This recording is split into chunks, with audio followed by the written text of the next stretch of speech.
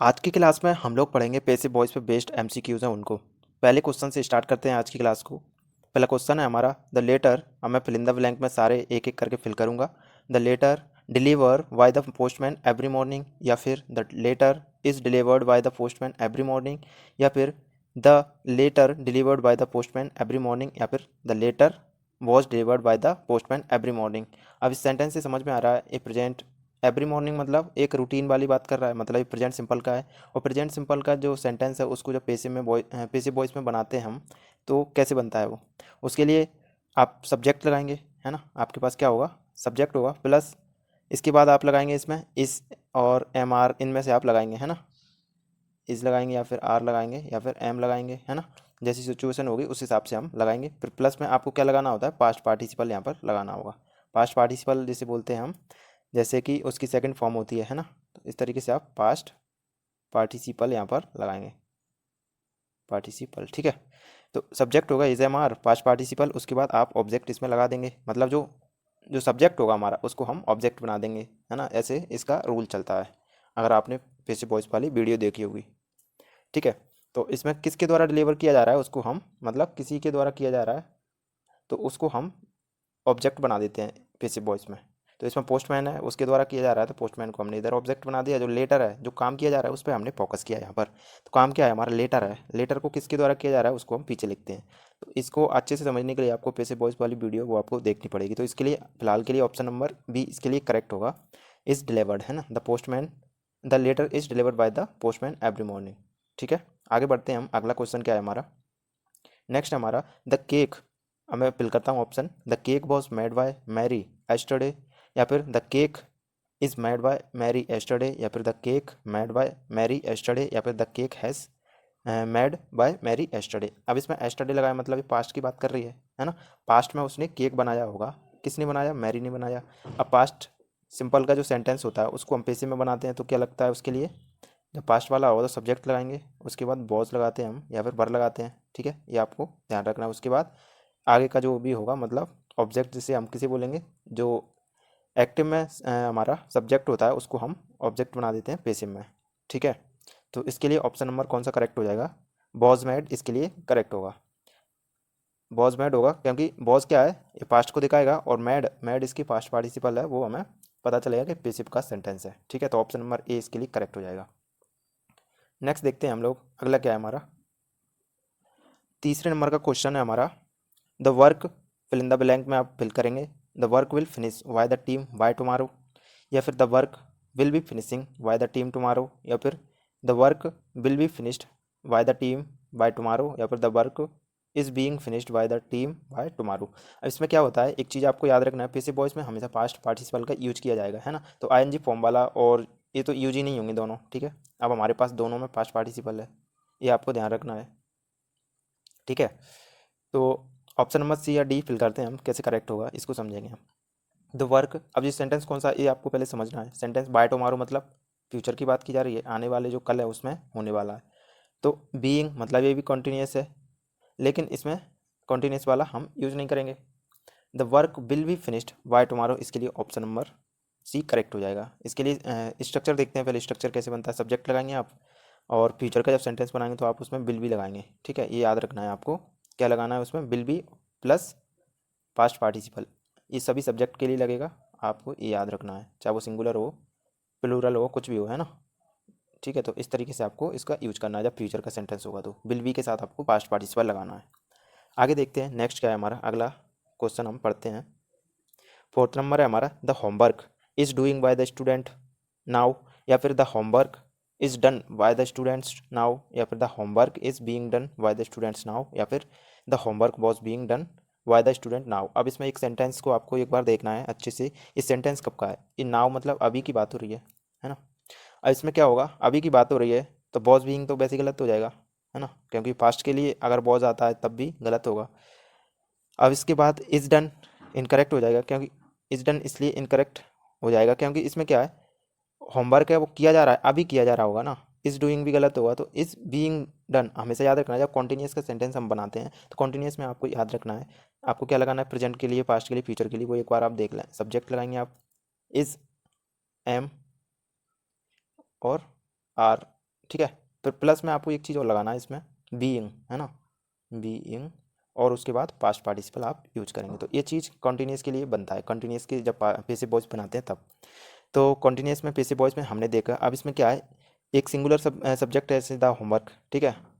तो homework is लगेगा singular के लिए, उसके बाद बीइंग लगा दिया, उसके बाद डन। डन मतलब ये डू करने की क्या है, पास्ट पार्टिसिपल है करने का, डू का पास्ट पार्टिसिपल डन होगा। तो the homework is being done by the students now. Homework किया जा रहा है किसके द्वारा, विद्यार्थियों के द्वारा अभी, है ना। तो इस तरीके से सेंटेंस हमारा बनता है। आगे देखते हैं अगला क्या है हमारा। 5वें नंबर का क्वेश्चन है, the movie releases last week, the movie was released last week, the movie is released last week, the movie has released last week. अब लास्ट वीक से आपको समझ में आ रहा है वो पास्ट का सेंटेंस है, मतलब मूवी है वो लास्ट वीक में रिलीज हो गई है ना, हो चुकी है। तो इस तरह के जो सेंटेंस होंगे तो इसमें क्या आएगा, क्योंकि पास्ट सिंपल का है, पास्ट सिंपल में क्या होता है हमारे पास, अगर पास्ट सिंपल का होता है तो हम क्या लगाते हैं, सब्जेक्ट लगाते हैं, बॉज वर, ठीक है। ये हम किसके अनुसार लगाएंगे, ये हमारा सब्जेक्ट अगर सिंगुलर प्लूरल होगा तो द मूवी एक है, मूवी एक सिंगुलर है तो इसके लिए बॉज लगा दिया। इसके बाद आपको पास्ट पार्टिसिपल लगाना है, कोई भी मैन वर्ब जो होगी उसका, ठीक है, पास्ट पार्टिसिपल, ये आपको याद रखना है। और पास्ट पार्टिसिपल सभी जो पैसिव वॉइस बनेंगे सभी सेंटेंस के उसमें आपको लगाना है, ये चीज़ निश्चित है। तो इसको हम बनाते हैं इसके हिसाब से, सब्जेक्ट लगा दिया आपने, क्या लगा दिया, सब्जेक्ट द मूवी, इसके बाद बॉज अबर हम लगाएंगे, तो सिंगुलर है तो हमने बॉज लगाया जैसे इसमें है। इसके बाद पास्ट पार्टिसिपल रिलीज का क्या हो जाएगा, रिलीज हो जाएगा, तो ऑप्शन नंबर बी इसके लिए करेक्ट हो जाएगा। नेक्स्ट बढ़ते हैं हम आगे, क्या है हमारा अगला क्वेश्चन मैं पढ़ता हूँ। A new hospital builds in our town soon, या फिर a new hospital is building in our town soon, या फिर the a new hospital will build in our town soon, या फिर the new hospital a new hospital will be built in our town soon. अब इससे आपको समझ में आ रहा है, सून मतलब जल्द ही बनने वाला है एक नया हॉस्पिटल, इस तरीके से इसका सेंस बनेगा। तो ये कब का है, इससे आपको समझ में आ रहा है ये फ्यूचर की बात कर रहा है, मतलब अभी नहीं बना है वो। बिल मतलब सून मतलब जल्द ही बनने वाला है, तो ये फ्यूचर का है ना। अब फ्यूचर के सेंटेंस को हम बनाते हैं, सिंपल फ्यूचर का जो सेंटेंस है ना। तो अ न्यू हॉस्पिटल क्या एक सिंगुलर है, और सिंगुलर कुछ भी हो उसमें सिंगुलर प्लूरल, तो आपको जब फ्यूचर का बनाते हैं तो आपको क्या लगाना होता है, सब्जेक्ट लगाना होगा, विल भी आपको यूज करना होगा, उसके बाद आपको पास्ट का पार्टिसिपल इसमें यूज करना होगा, है ना। तो आपने इसमें सब्जेक्ट लगाया अ न्यू हॉस्पिटल, अब इसके बाद आप क्या लगाएंगे, बिल भी लगाएंगे, तो बिल भी किस में है, एक ही ऑप्शन में है बिल भी। इसके बाद आपको पास्ट पार्टिसिपल इसमें यूज करना है, तो बिल्ड का क्या हो जाएगा, बिल्ट हो जाएगा पास्ट पार्टिसिपल, तो ऑप्शन नंबर डी इसके लिए करेक्ट हो जाएगा। नेक्स्ट बढ़ते हैं आगे हम, अगला क्वेश्चन क्या है हमारा, the thief caught by the police yesterday. अब इससे समझ में आया कि पास्ट का है, तो इसमें आपको बॉस देखना होगा, है ना, या फिर आपको हैज़ देखना होगा जब परफेक्ट का होगा तो, है ना। तो ये चीज़ आपको ध्यान रखना है। The thief caught by the police yesterday, या फिर the thief is caught by the police yesterday, या फिर the thief was caught by the police yesterday, या फिर the thief has caught by the police yesterday. तो option number कौन सा इसके लिए करेक्ट हो जाएगा, इस सेंटेंस से पता चल रहा है ना, एस्टरडे मतलब बीते हुए कल की बात हो रही है, तो ये कौन सा सिंपल फास्ट का है। और सिंपल फास्ट का सेंटेंस होगा तो आपको मैंने बताया था, तो आपको लगाना है सब्जेक्ट, बॉज लगाना है या फिर बर लगाना है, ये अकॉर्डिंग टू सब्जेक्ट आपको लगाना है, ये प्लूरल होगा तो बर लगाना है, सिंगुलर होगा तो आपको बॉज लगाना है। उसके बाद आपको पास्ट पार्टिसिपल लेना है मेन वर्ब का, ठीक है, और उसके बाद ऑब्जेक्ट जो भी होगा वो आप लगा देंगे। तो इसको हम इसके अकॉर्डिंग बनाते हैं। सब्जेक्ट हमारा द थीफ है, द थीफ क्या एक सिंगुलर सब्जेक्ट है, सिंगुलर सब्जेक्ट के लिए आप वॉज लगाएंगे, तो द थीफ वॉज, अब कैच कैच नहीं पकड़ना होता है तो इसी का पास्ट पार्टिसिपल कॉट होगा, है ना। तो ऑप्शन नंबर सी इसके लिए करेक्ट होगा, the thief was caught by the police yesterday, ठीक है। नेक्स्ट पढ़ते हैं हम, अगला सेंटेंस क्या है हमारा, this song is liked by many people, या फिर this song was liking by the many people, या फिर likes this song likes by many people, या फिर this song like by many people. अब क्या है, ये सॉन्ग है वो किसके मतलब बाय मैनी पीपल मतलब कई लोगों के द्वारा पसंद किया जा रहा है ना, इस तरीके से इसका सेंस बनेगा। तो इस सेंटेंस हम इसमें फिट करते हैं तो कौन सा इसके लिए करेक्ट होगा, the song this song is liked by many people, मतलब इस सॉन्ग को कई लोगों के द्वारा क्या किया गया है, उसको पसंद किया गया है ना। This song is liked by many people, तो ऑप्शन नंबर ए इसके लिए करेक्ट होगा, ठीक है। दिस सॉन्ग एक सिंगुलर सब्जेक्ट है, और जो प्रेजेंट सिंपल का है ना, इसलिए मैं बोल रहा हूँ इसमें क्या है ना, इज आपने लगाया सब्जेक्ट के बाद, आर भी लगा सकते थे अगर जो प्लूरल होता है, यहाँ पर कई सारे गानों या सॉन्ग की बात होती तो, है ना। दिस सॉन्ग इज लाइक्ड, अब आपने इसके बाद क्या लगाया, इसमें पास्ट पार्टिसिपल लगाया लाइक का, ठीक है। उसके बाद बाय मैनी पीपल, इस सॉन्ग को कई लोगों के द्वारा पसंद किया जा रहा है। और ये क्या है, एक रूटीन एक्टिविटीज़ होती है ना, उसके लिए आप सिंपल प्रेजेंट सेंटेंस उसको समझते हैं हम, ठीक है। तो इस तरीके से आपने इसमें यूज किया है। एक जनरल और प्रेजेंट जो होता है, जनरल ट्रुथ हम बोलते हैं ना, तो इस सॉन्ग को दिन प्रतिदिन मतलब लोगों के द्वारा पसंद किया जा रहा है। तो ये क्या हुआ, एक तरीके से रूटीन एक्टिविटी हो गई है ना। तो इस तरह की जो सेंटेंस होंगे उनको हम प्रेजेंट सिंपल सेंटेंस मानते हैं, ठीक है। तो इसलिए हमने यहाँ पर क्या यूज किया, प्रेजेंट सिंपल के पेसिव वॉइस हमने बनाया, इसके बाद हमने क्या लगाया इसमें, पास्ट पार्टिसिपल लगा के इसको बनाया है, ठीक है। आगे बढ़ते हैं हम, नेक्स्ट क्या है हमारा अगला, हम देखते हैं। नेक्स्ट हमारा 9th नंबर का, English speaks in many countries, या फिर English is speaking in many countries, या फिर English is spoken in many countries, या फिर English is spoken, sorry English spoken in many countries. अब ये क्या है, ये तो एक जनरल ट्रूथ वाली बात हो गई, तो ये प्रेजेंट सिंपल का सेंटेंस मानेंगे हम इसको, है ना।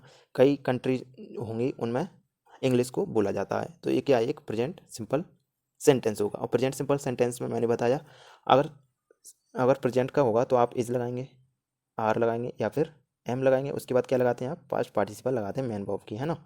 ये चीज़ आपको ध्यान रखना है।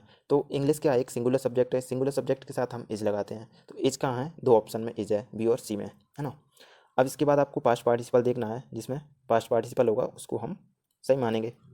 तो ऑप्शन नंबर सी इसके लिए करेक्ट हो जाएगा, क्योंकि इसी में स्पीक की जो पास्ट पार्टिसिपल क्या होता है, स्पोकन होता है। तो ऑप्शन नंबर सी करेक्ट हो जाएगा इसके अकॉर्डिंग, है ना।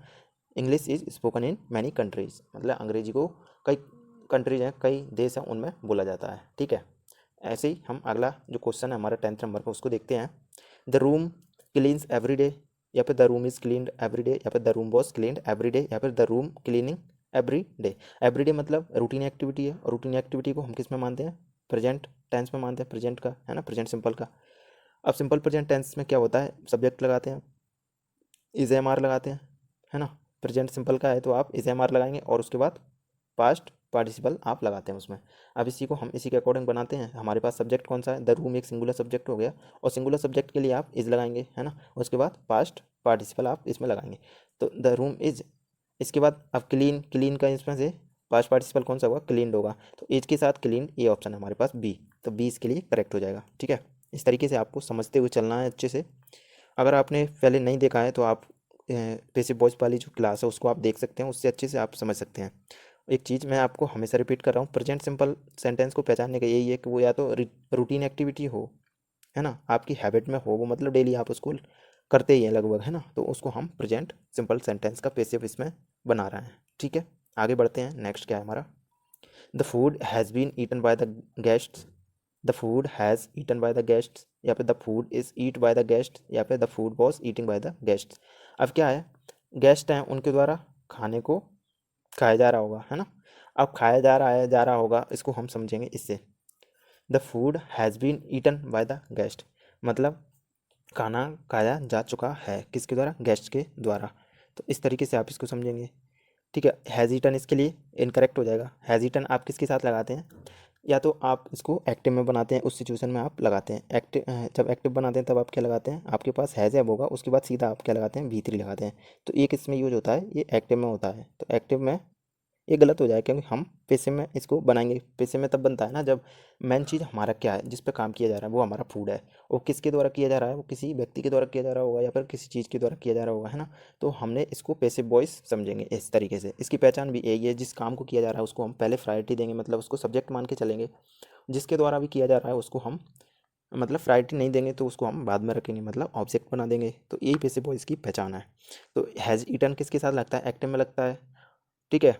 और इज़ ईट गलत हो जाएगा, इज़ ईट इसलिए गलत हो जाएगा क्योंकि इज अगर पैसिव में बनता है तो क्या बनता है, उसके बाद आपको उसमें वर्ब की पास्ट पार्टिसिपल लगाना होता है। तो इज़ ईट की जगह अगर ये इज़ एट होता, है ना, तब इसको हम सही मानते हैं यहाँ पर। लेकिन फिर भी ये गलत होता क्योंकि ये रूटीन एक्टिविटी का होता तब है, ठीक है।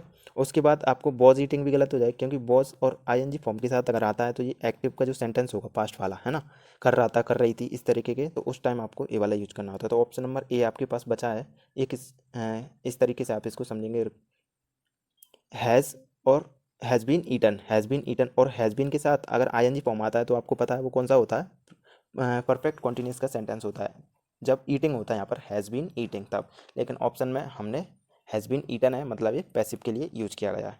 इस तरीके से आप इसको समझेंगे। तो इसके लिए फॉर्मूला क्या होता है, जब आप परफेक्ट सेंटेंस पढ़ते हैं पेसिव में तो सब्जेक्ट आप लगाते हैं, हैज़ लगाते हैं और हैव लगाते हैं, ठीक है। इसके बाद आप क्या लगाते हैं, प्लस पास्ट पार्टिसिपल, सॉरी आप इसमें बीन भी यूज करेंगे इसमें, है ना, तभी ये पेसिव का बनेगा ना। हैज़ हैव बीन के साथ आपको क्या यूज करना होगा इसमें, पास्ट पार्टिसिपल, ठीक है। तब इसको हम बनाते हैं इसके अकॉर्डिंग। द फूड हमने यहाँ पर यूज किया है, द फूड क्या है, एक सिंगुलर सब्जेक्ट हुआ। इसके बाद सिंगुलर सब्जेक्ट के साथ हम हैज़ लगाते हैं, उसके बाद आपको बीन लगाना है, उसके बाद पास्ट पार्टिसिपल लगाना है। तो हैज़ लगाया, बीन लगा दिया, और ईट का ईटन हमने पास्ट पार्टिसिपल लगा दिया। और एक चीज़ याद रखना है, पैसिव वॉइस को पहचानने का तरीका भी यही है कि आपको एक बार तो पास्ट पार्टिसिपल पे ध्यान देना ही है ना। सारे ऑप्शन में तो दो ऑप्शन में तो है ही नहीं, सी और डी में तो पहले ही हमने हटा दिए, ठीक है। ऐसे दो ऑप्शन बचे, उनमें से एक हैज़ ईटन है। हैज़ ईटन किसके साथ होगा, प्रेजेंट जो सॉरी एक्टिव में यूज होता है ये, क्योंकि एक्टिव में कब होगा, हैज के बाद, हैज एफ के बाद हम सीधा वर्ब की थर्ड फॉर्म यूज करते हैं, तब यूज होता है। लेकिन जब पेसिव की बात होती है तो हम उसमें has been, have been, had been या फिर विल हैव बीन के बाद हम लगाते हैं उसमें पास्ट पार्टिसिपल, तब ये पेसिव कहलाता है। तो ऐसे हमने इसको बनाया, ठीक है। The food has been eaten by the guests, मतलब जो खाना है उसको गेस्ट्स के द्वारा खाया जा चुका है। अब हमने इसमें किस चीज़ पे फोकस किया, जो खाना खाया जा रहा है उस पर, है ना, किसके द्वारा खाया जा रहा है उसको भी हम अगर इसमें ना दिखाएं तब भी हमें एक चीज़ तो पता है कि वो फूड है वो खाया जा चुका है। मैं इसमें गेस्ट को हटा देता हूँ तो क्या बनेगा, the food has been eaten, इतना ही रखूँगा मैं इसको, the food has been eaten मतलब खाना खाया जा चुका है।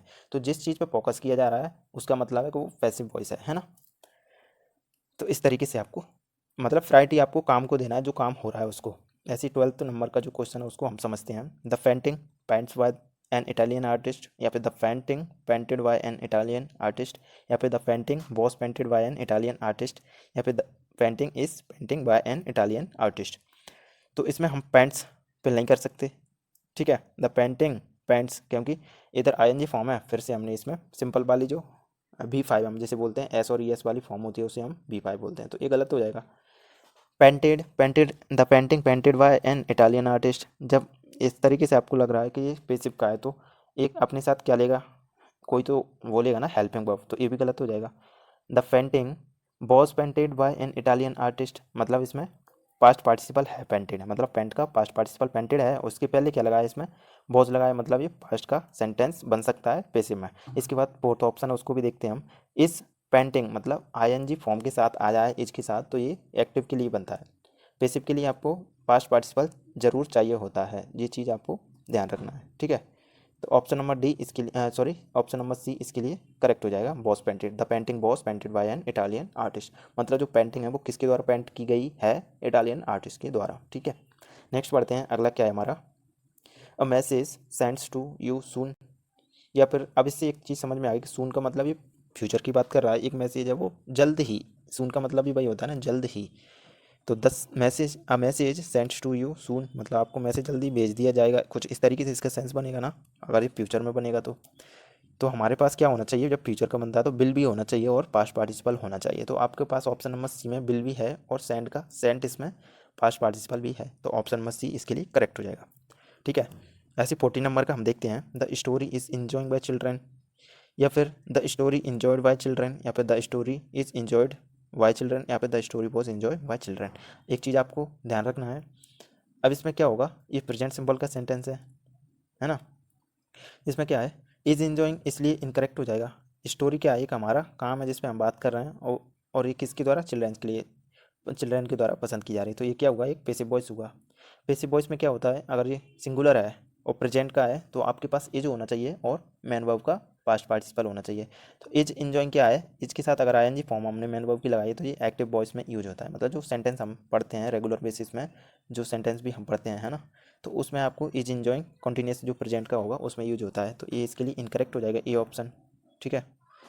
और बी ऑप्शन में क्या है, इंजॉयड, अब इंजॉयड तो है, ठीक है, इंजॉयड है, लेकिन इंजॉयड से पहले हमें एक सब्जेक्ट चाहिए, इंजॉयड क्या है, पास्ट पार्टिसिपल तो है, इससे पहले आपको एक हेल्पिंग वर्ब चाहिए, सॉरी हेल्पिंग वर्ब आपके पास नहीं है तो ये भी इनकरेक्ट हो जाएगा। अब इसके बाद इंजॉय इज के बाद अगर पास्ट पार्टिसिपल है तो ऑप्शन हमारा करेक्ट बनता है ये ऑप्शन, तो ऑप्शन नंबर सी इसके लिए करेक्ट हो जाएगा। और डी में क्या है, बॉस इंजॉय, अब बॉस तो है लेकिन इधर पास्ट पार्टिसिपल नहीं है, इंजॉय है, अगर ये इंजॉयड होता तो भी ये ऑप्शन सही हो सकता था, है ना। तो अभी के लिए ऑप्शन नंबर कौन सा सही है, सी ऑप्शन इसके लिए करेक्ट है। नेक्स्ट पढ़ते हैं आगे क्या है हमारा, the window breaks while we are filling है ना, या फिर the window is broken while we are filling, या फिर the window broke while we are filling, या फिर the window was broken while we are filling. अब इसमें क्या होगा, जो खिड़की है वो टूट गई होगी हम जब खेल रहे थे, है ना। अभी कब की बात हो रही है, पास्ट की बात हो रही है, सेंस इसको पास्ट का आ रहा है ना। तो इसको आप बनाएंगे तो आपके पास क्या होना चाहिए, पास्ट के लिए आपके पास वॉज होना चाहिए, और वर्ब जो मेन वर्ब होगी उसकी आपको पास पास्ट पार्टिसिपल होना चाहिए।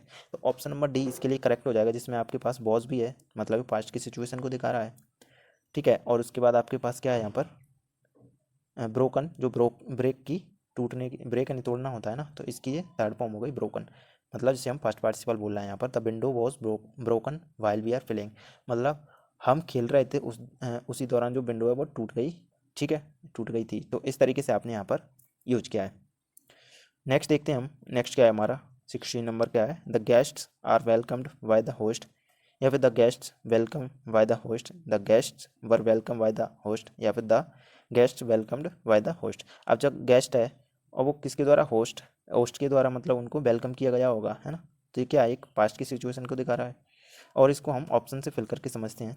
ऑप्शन नंबर ए फिल करेंगे, the guests are welcomed by the host, या फिर अच्छा ऑप्शन नंबर ए में इसका करेक्ट है ना, क्योंकि क्या है, द गेस्ट क्या है, एक बहुत सारे गेस्टों की बात हो रही है, मतलब कई लोग होंगे उसमें। आर इसके लिए इज एम आर में से हम लगाते हैं ना, तो सब्जेक्ट के बाद आप आर लगाएंगे, अगर सब्जेक्ट प्लूरल है हमारा तो इसके बाद आप क्या लगाते हैं, पास्ट पार्टिसिपल होना चाहिए आपके पास, तो वेलकम का वेलकम्ड हो गया, ठीक है। तो ऑप्शन नंबर ए वैसे करेक्ट हो जाएगा। बी ऑप्शन करेक्ट इसलिए नहीं होगा क्योंकि इसमें ओनली वेलकम है, ठीक है। और इसके बाद क्या है, बर वेलकम, ये भी गलत हो जाएगा क्योंकि बर के साथ अगर हो भी सकता था, लेकिन बर के साथ आपके पास क्या है, वेलकम्ड नहीं है ना, इसलिए ये भी गलत हो जाएगा। वेलकम्ड वैसे ही गलत हो जाएगा क्योंकि इससे पहले कोई हेल्पिंग वर्ब नहीं है। तो ऑप्शन नंबर ए हमारा करेक्ट होता है। नेक्स्ट देखते हैं हम 17 क्या है हमारा,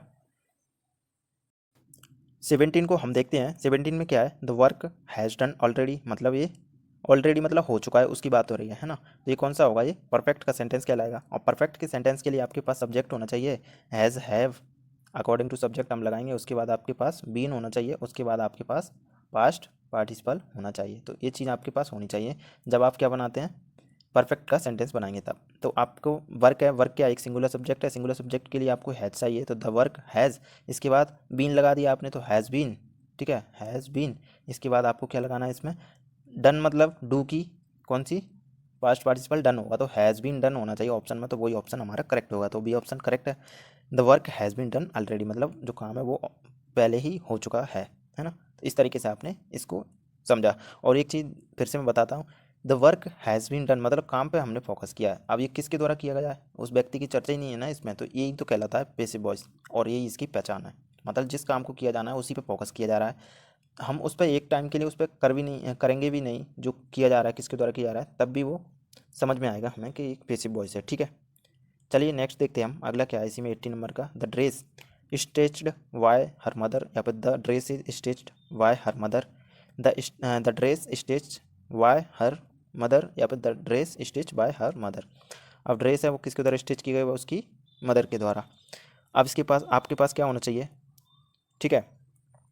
एक तो ये तो ऑप्शन गलत ही हो जाएगा, कौन सा, ये ऑप्शन इसलिए इनकरेक्ट होगा क्योंकि इससे इसके पास वो नहीं है, हेल्पिंग वर्ब नहीं है ना, is am are pause verb, इसके पहले कुछ तो होना चाहिए था। इससे इसके बाद भी ऑप्शन नंबर डी भी इनकरेक्ट हो जाएगा, और इसमें भी गलत हो जाएगा क्योंकि इसमें भी क्या नहीं है, कोई भी हेल्पिंग वर्ब नहीं है। तो ऑप्शन नंबर बी हमारे पास बचा है, जिसमें एज लगाया, एज के बाद क्या लगाया है, पास्ट पार्टिसिपल यूज किया है। तो the dress is stitched bye her mother, जो ड्रेस है उसकी मदर के द्वारा स्टिच की जाती है, ठीक है। आगे देखते हैं नेक्स्ट क्या है हमारा, he knows by every one in the village, या फिर he is knowing by every one in the village, या फिर he is known by every one in the village, या फिर the sorry he was knowing by every one in the village, या फिर अच्छा option number, अब हम इसमें देखते हैं कैसे इसके लिए करेक्ट होगा। आज आपके पास ये सेंटेंस है, अभी सेंटेंस कौन सा है, ये सेंटेंस है प्रेजेंट सिंपल का है, इसलिए है प्रेजेंट सिंपल में होता क्या है, ही, अब इसमें by every one in the village मतलब उसको सब लोग जानते हैं, क्या ये एक तरीके से प्रेजेंट सिंपल का है, मतलब सब जानते हैं। और इस सिचुएशन में आपको क्या लगाना होता है, जब भी प्रेजेंट सिंपल का होगा तो प्रेजेंट सिंपल में आपके पास सब्जेक्ट होता है, सब्जेक्ट में आप क्या लगाते हैं, इज एम आर लगाते हैं, ठीक है। अकॉर्डिंग टू सब्जेक्ट आप लोग लगाना है, सिंगुलर के साथ इज, एम आपको आई के साथ लगाना होता है, आर लगाना होता है प्लूरल के साथ, ठीक है।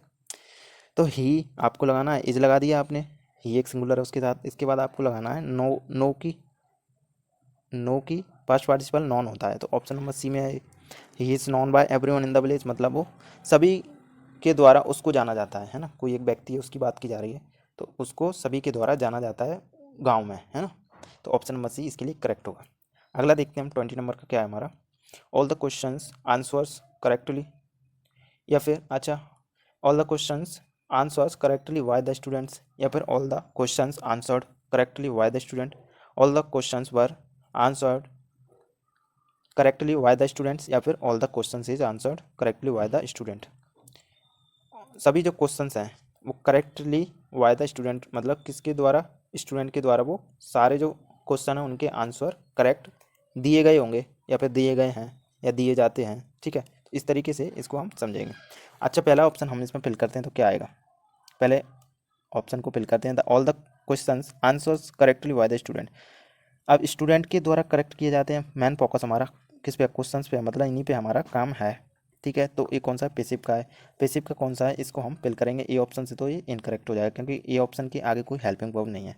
आंसर्ड तक तो ठीक है क्योंकि ये भीतरी कहलाएगा, पास्ट पार्टिसिपल जिसे हम बोलेंगे, ठीक है, आंसर का आंसर्ड हो जाएगा, लेकिन इससे पहले भी कोई नहीं है। अब दो ऑप्शन हमारे पास बचते हैं, ठीक है, वो वर आंसर्ड आएगा या फिर इज आंसर्ड आएगा। तो ऑप्शन नंबर सी और डी में से आपको एक फिल करना है।